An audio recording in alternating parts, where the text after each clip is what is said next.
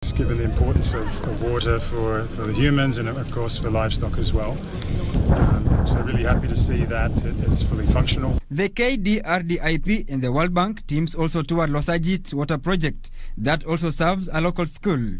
In addition to consumption and household needs, residents also use the water in their farms where they grow sorghum, maize and watermelons. More than 150,000 people affected by the drought in Kilifi County are on the brink of starvation despite the recent short rains. The residents are calling for long-term measures to deal with the perennial problem. The Taufik Muslim Youth Organization has partnered with the Muslim Helfen, a non-governmental, to cushion the residents of Kilifi County against drought. Tuko na donors wetu ambao wako tayari kushirikiana na Red Cross. Tumeanza kusaidiana na wao kuleta supply ya chakula. Tunashukuru kwa hii Kilifi County peke yake. So far tumehudumia watu family 2,200 kutoka sehemu za Ganze na Malindi sub county, kuanzia sehemu za Chakama, Jilore huko na sehemu zingine. The initiative aims to empower locals to plant climate smart crops. Kama ninalima, nitapata chakula. Kulima ni mvua. Kama hakuna mvua, je, nitalima kweli? Haitawezekana hiyo. Hiyo basi imeathirika bamba, chakula cha binadamu, cha ng'ombe kimekuwa kazi kubwa sana huku. Tafadhali tunaomba serikali kama ina uwezo iweze kusaidia kila upande. Locals say the government must help them overcome the perennial crisis. In other news, residents of Kibwezi, Makueni County have been urged to lead the pack in the regeneration of forest in the region. More than 130 families in the area have received indigenous seeds from the county government as part of ongoing efforts to tame hunger caused by persistent drought. Makueni Environment CEC Sonia Nzilani and Deputy Speaker Makueni County Francis Mwani have encouraged farmers to embrace farming methods that conserve the soil. 6 kaunti yote ya Makueni County, na tunapeana maharagwe, mahindi, mtama na ndengu, pojo yenye inaitwa pojo, na hizi mbegu zinapeanwa kulingana na zile tunaziita ecological zones. Mahali unapata hizo regions za juu za Makueni County ndio tunapanda maharagwe na mahindi, lakini hizi area za chini Kibwezi East na West ndio tunapeana mtama na ndengu kwa sababu ya changamoto ya mvua. Tunatumaini pia ile begu tumewapea itaendelea, itazaa na watauza mazao, watapata pesa, wengine watakula, na pia kuna soko tayari. Watu wa Kenya Breweries wametupromise watatunulia kwa bei tena mzuri. Kwa hivyo tunahimiza wakulima wetu wajaribu kulima kwa njia zinazofaa. Over 100,000 pupils across Mandera County are set to benefit from the school feeding program launched in the area by the Ministry of Education. The school feeding program had been facilitated by the National Council for Nomadic Education in Kenya and the Ministry of Education. Among the beneficiaries are learners at DEB and Kahalalio primary schools. According to DEB Primary Senior Head Teacher Mohammed Gaye, the feeding program in his institution will in the long run ensure that no child in school is hungry. The feeding program is expected to improve the nutritional status of school children as well as increase their enrollment, retention and completion rate. Among the food items issued to all schools consists of rice, beans and cooking oil.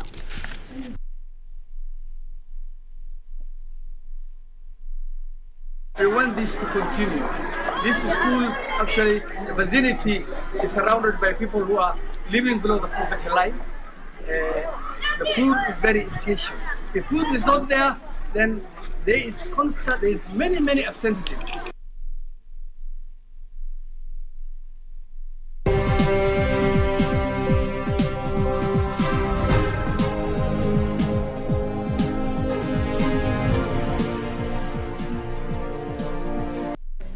And now news making headlines in the business world. President William Ruto has appointed Anthony Ng'ang'a Mwaura as the chairperson of the Kenya Revenue Authority Board for a period of 3 years.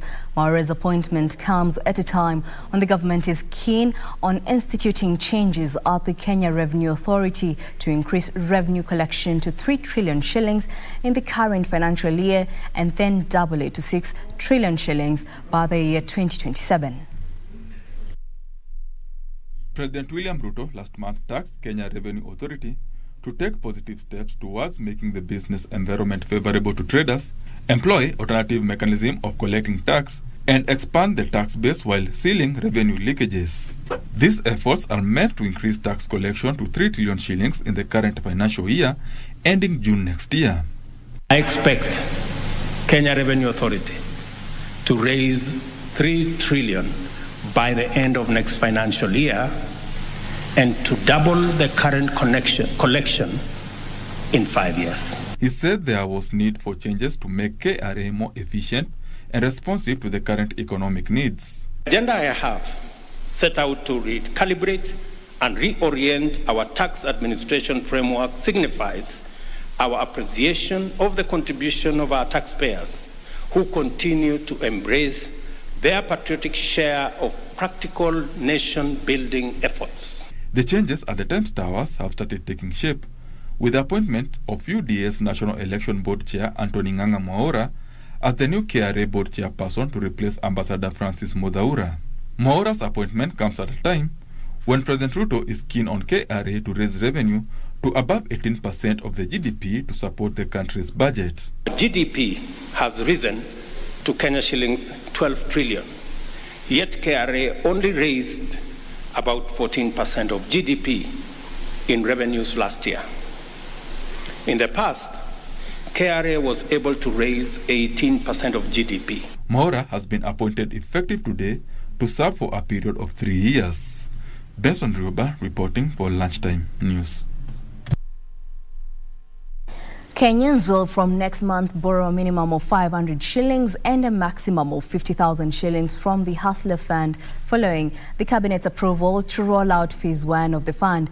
Cooperatives and MSME Development Cabinet Secretary Simon Chelugui says regulations to guide the rollout of the fund are at the public participation stage.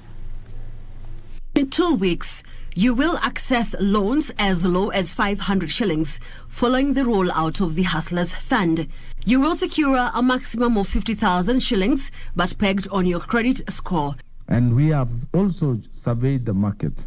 On average, the 7 million people who are in this category, the digital lending, the fintechs, are borrowing between 700 and 2,000 shillings. The Hustlers Fund will offer 4 products, namely personal finance, micro loans, SME loans and startup. The loan interest, which will be capped at 8% per year, is expected to open up affordable credit facilities for a majority of Kenyans who had previously been locked out of the credit facilities and to boost a savings culture while creating momentum for sustainable development. The government believes the SACCOs will play a major role in the rollout of Phase 1 of the fund. So we will also have a service level agreement with the SACCOs and banks who will qualify to this facility to ensure that delivery is done so that we achieve our intended goal, but through the intermediary. Regulations to guide the rollout of the Hustlers Fund are undergoing public participation. The fund will also accommodate the 4.2 million mobile digital borrowers who had been blacklisted by credit reference bureaus after defaulting on their loans. On Monday, Central Bank of Kenya directed banks to offer digital borrowers at least 50% discount on defaulted loans to encourage repayment. About 5% of Hustler Fund loans you take will go to a separate saving account where the government will give 1 shilling for every 2 shillings saved as an incentive. Cooperatives and MSME Development Cabinet Secretary Simon Chelugui says the Hustler loan that will attract 8% interest per annum will be accessed through M-Pesa, Airtel Money and T-Cash and will require no security or collateral. Every time one borrows, 5% of the amount goes to a savings scheme where the money earns interest.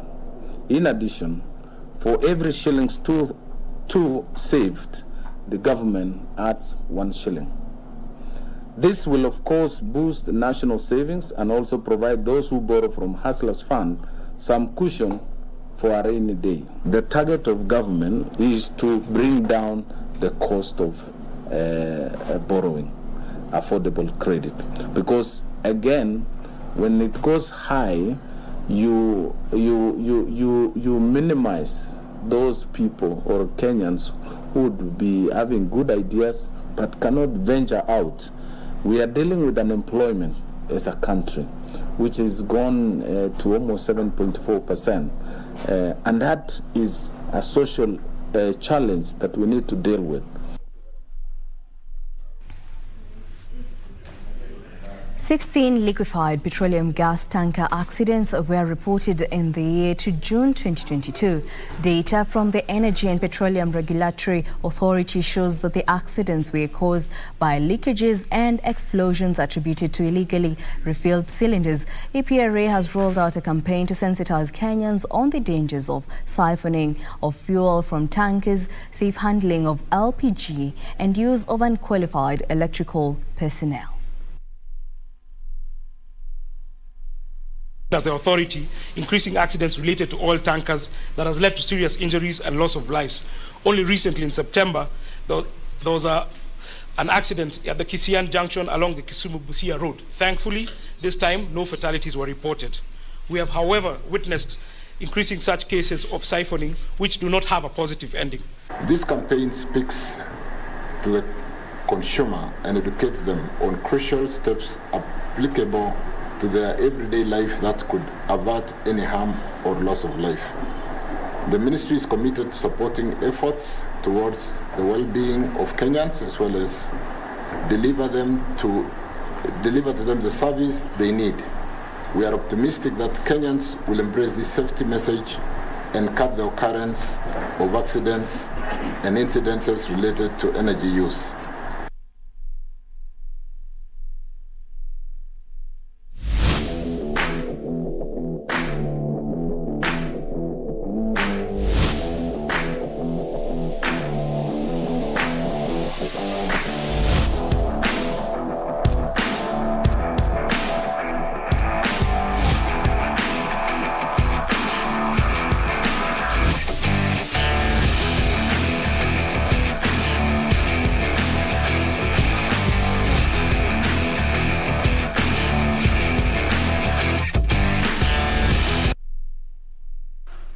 And now in the sports arena, Manchester United defender Rafael Varane and Real Madrid striker Karim Benzema are currently training separately from the rest of the French team in Doha, as both are still making steps to recover from their respective injuries.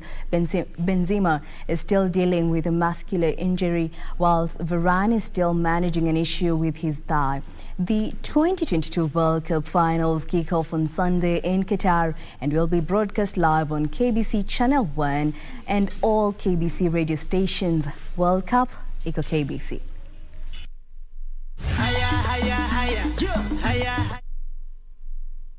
As the tournament in Qatar nears, it looks like Rafa Varane is not fully fit, which is another big blow for France, who are already plagued by injuries to key players going into the tournament. Paul Pogba and N'Golo Kante were ruled out through injury before the start of the tournament. France won the World Cup in 2018 and will be one of the main favourites again this year. Benzema missing out would also be a massive blow for France after his stunning form for Real Madrid saw him recently win the prestigious Ballon d'Or award. Group D will see a repeat of three teams, France, Denmark and Australia, facing each other at the same stage like the Russia 2018 tournament. Meanwhile, Senegal forward Sadio Mane will not play at the Qatar 2022 World Cup due to a leg injury, which was sustained while playing for Bayern Munich against Werder Bremen in November. Mane has been the team's talisman, scoring the winning penalty at the Africa Cup of Nations final in Cameroon and later securing World Cup qualification. Senegal play hosts Qatar 4 days after they face the Netherlands. Their final game in Group A is against Ecuador on November 29th.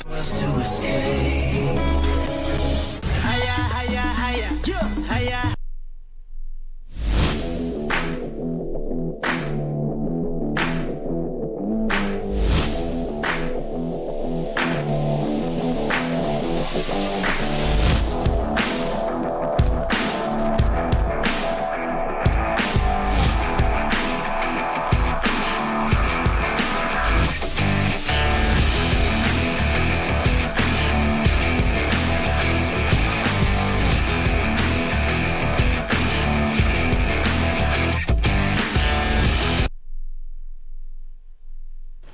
Well, come Sunday, be sure to catch the first match, that is Qatar versus Ecuador, right here on KBC Channel 1. Remember, World Cup, Eco KBC. My name is Jackie Wambiru, and have a lovely afternoon.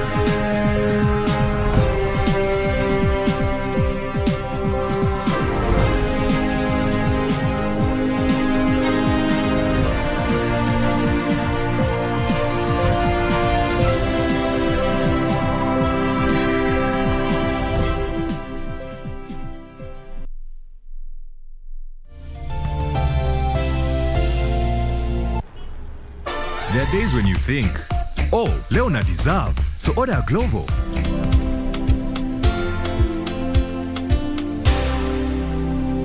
Days when plans inachelewa. What if you order a Glovo? Glovo, you order, we get it.